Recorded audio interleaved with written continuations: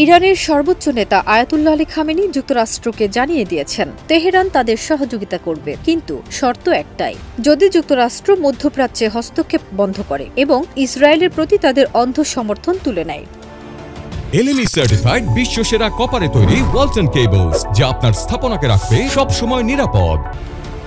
৩ November তেহরানে এক ছাত্র সমাবেশে দেয়া ভাষণে খামেনি স্পষ্ট করে বলেন, যদি তারা ইসরায়েলি শাসনকে সমর্থন করা বন্ধ করে, সামরিক ঘাঁটি গুটিয়ে নেয় এবং এ অঞ্চলে হস্তক্ষেপ না করে, তাহলেই সহযোগিতা নিয়ে ভাবা যেতে পারে। তিনি আরও বলেন, যুক্তরাষ্ট্রের ঔদ্ধত্যপূর্ণ স্বভাব আত্মসমর্পণ ছাড়া অন্য কিছুই মেনে নেয় না।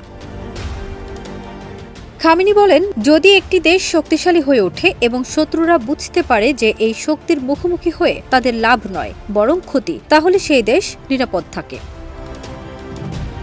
২০১৮ সালে পারমাণবিক চুক্তি থেকে সরে যাওয়ার পর ইরান কঠোর অর্থনৈতিক চাপের মুখে পড়ে। সম্প্রতি স্ন্যাপব্যাক প্রক্রিয়ার মাধ্যমে জাতিসংঘ ইরানের উপর আন্তর্জাতিক নিষেধাজ্ঞা পুনর্বহাল করেছে।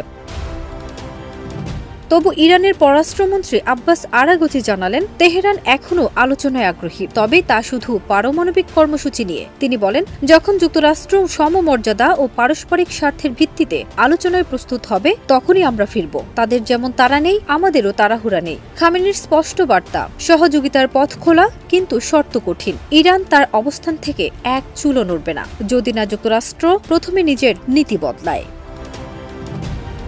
চলতি বছরের জুনে ইসরায়েলের নজিরবিহীন বিমান হামলায় ইরানের সঙ্গে সরাসরি সংঘাতে জড়ায় যুক্তরাষ্ট্র। ইরানে নিহত হয় ৯৩৫ জন আর ইসরায়েলে ২৪ জন। পরে ইরানও পাল্টা ক্ষেপণাস্ত্র ও ড্রোন হামলা চালায়। এই উত্তেজনার মধ্যেই থেমে যায় দুই দেশের পারমাণবিক আলোচনা। তবে কাতার ও যুক্তরাষ্ট্রের মধ্যস্থতায় ২৪ জুন থেকে কার্যকর হয় যুদ্ধবিরতি। ফারজানা নিকিতা, দেশ রূপান্তর।